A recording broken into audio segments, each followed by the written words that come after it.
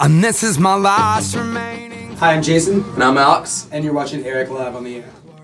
It's leaving the taste of something bitter on my tongue.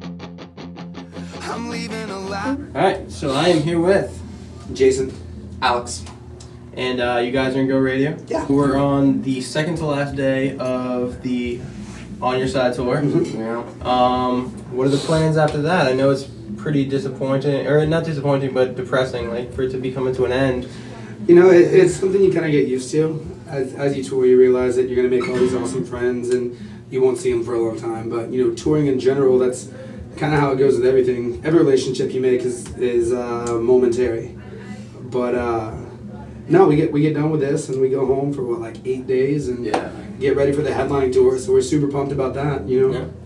Yeah, it's always a little bit nostalgic to leave a tour, because I mean this tour especially, everyone really got along, you know. So it was really it's always like one of those things where you say goodbye to the people, but at the same time, like You'll see you'll see them again. It's such a small world, and we're doing Warped Tour this year, so we're gonna see some of these bands again there, and you know, excited about the next thing, you know. Excited to play some more songs. Now, your headlining tour, where is that going to be? Are you guys going to be back in Jersey? It's all East Coast stuff. I'm not real sure about all the dates, but we'll definitely be around here. Okay. Yeah, it's pretty much hitting mostly D and in smaller markets, smaller towns, because we're hitting all the bigger towns on this and Warped Tour. Yeah. And so it's kind of cool to do a little bit more of an intimate, smaller club in tinier towns where people don't have the option to go to shows. All the dates are posted on our website. I mean, forgive me for we get told where we're going and we go. You guys don't even know when you wake up probably where you are. I actually on this tour have been called Awareness Alex because I'm kind of like a space cadet sometimes, but anyways, there was a day where we had off. It was just a day off, and I thought there was a show that day, and right up until like 3:45 in the afternoon after we had lunch, I was like, so when's load-in? They were like, no load-in. Load-in would have already happened, dude. Like, it's a day off. And I was like, so I got the Awareness Alex Award. Nice job there. Yeah, did Well well. done, Alex. That's what they say. When you guys are on tour, I assume at some points everyone loses track of like location and time. And everything I else. can't even tell you what day of the week it is right now. If we're being honest. Friday. Is it Friday? Yeah, I just had to think about that for a second. It is Friday. It's alright. I mean, every day is like a whatever. Yeah, day it's you hard. guys. It's all weekend for us. Yeah, I was gonna say. I was like, Yeah, it's you know, you could call it Monday if you want. It doesn't really matter. It's all.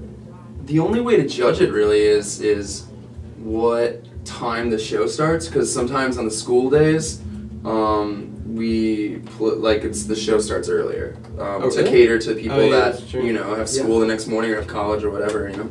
Yeah. Being on this tour, you guys have hit a lot of the same venues that I'm sure you guys have played before. Mm-hmm. But if you had to think about it, what would you say has been your favorite date on this tour? I've heard a lot of good things about Toronto. So, we weren't actually at Toronto. Yeah. Okay. See, alright, then I need to know another date. Nashville was incredible. Okay.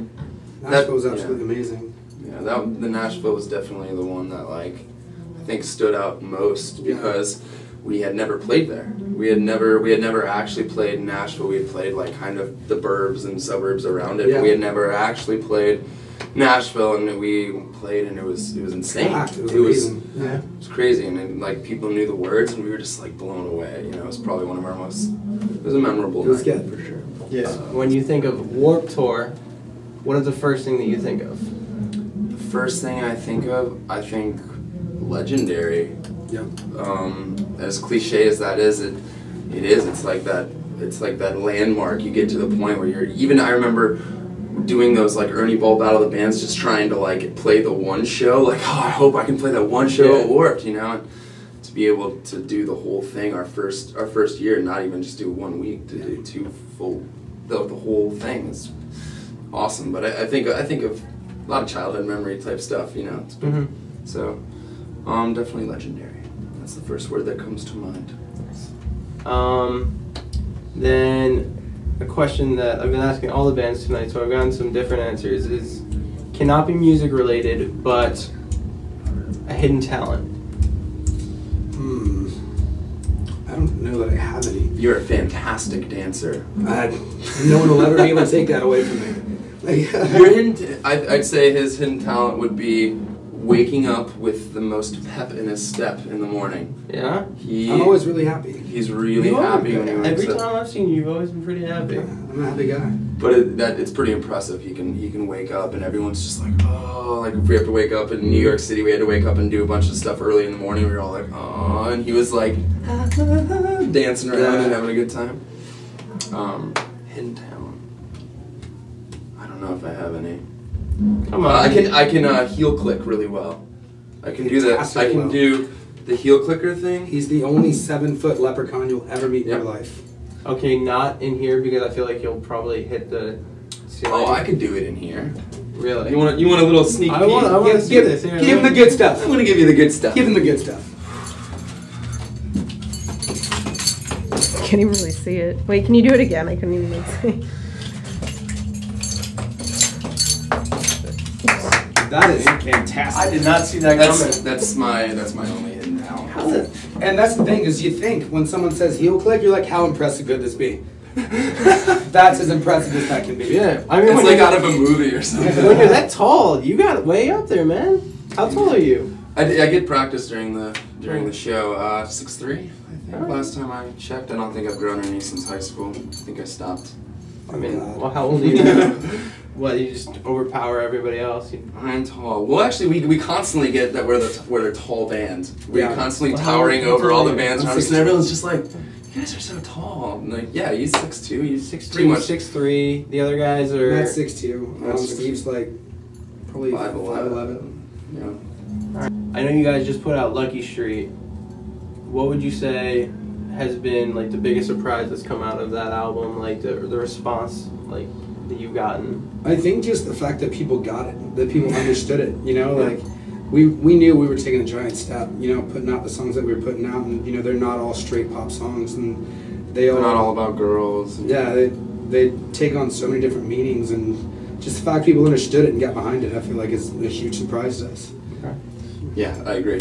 I don't even need to add to that because that's exactly what I was thinking. We thought it was going to be a lot slower of a catch-on than it was. Yeah, we hope that it's still a grower, that it has lasting value, you know, and it's not one of those ones where you're just like, yeah, I loved it for those 2 weeks and then got tired of it. And we kind of expected it to be even more of a grower than it's been, but we have the coolest fans, and they have embraced open arms, and watching kids sing along live has been awesome.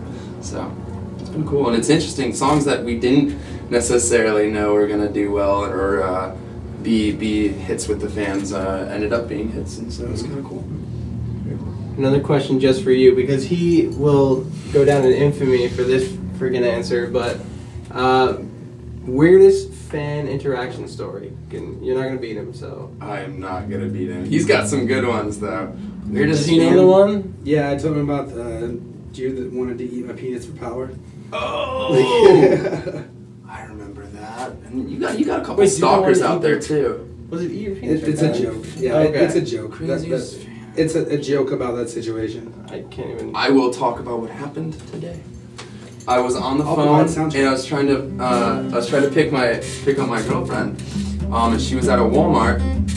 She was at a Walmart 4 miles away, and I couldn't get to her. Her taxi was gonna be too expensive, and we were already at the venue. We couldn't leave, and so I was like, "What the heck?"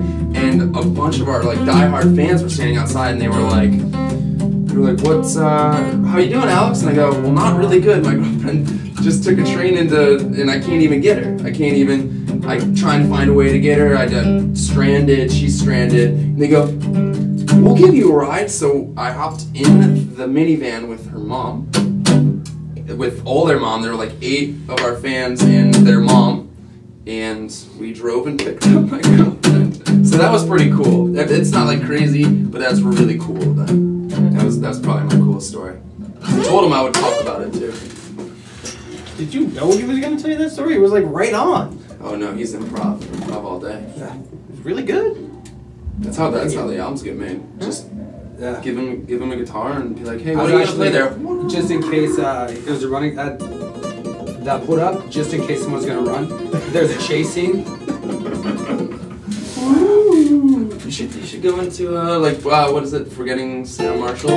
Yes. The dude makes songs. Yeah, cool catching. And then the last question will be,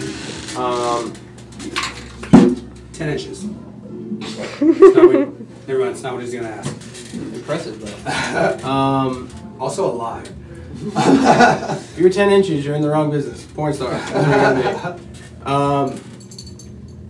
Now, one other question that I've never actually asked you. I just remembered. I thought I did. But a song that nobody would ever expect you to cover that you would. One example that I've given is My Heart Will Go On. Okay.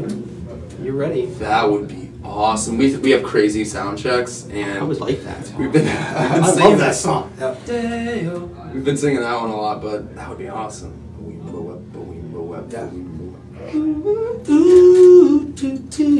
Yeah, we've actually talked about our record label constantly puts out Fearless Records constantly puts out those like Punk Goes Pop or stuff like that. And we wanted Jason came up with the idea of Punk Goes Disney and just to do like Disney songs. Like I want to do that. I want to do Punk Goes Sitcom, and I want to cover the theme song from Full House.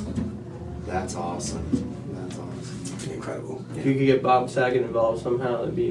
Dude, Bob I bet Saget's he would do nothing. John Stamos. You know, John yes. Stamos. What was I thinking? John Stamos, is you when- can Stamos me any day. What's up? I'm not even gay. But John Stamos, You could Bring be it good for on. him, yeah. let's do it. Swallow the gravy. We've also been watching Tropic Thunder. Alright, we're done. Alright, thank you so much for your time, Awesome, man. no worries. I appreciate it. Thanks. But I swear that there is someone who cares here enough to set us free.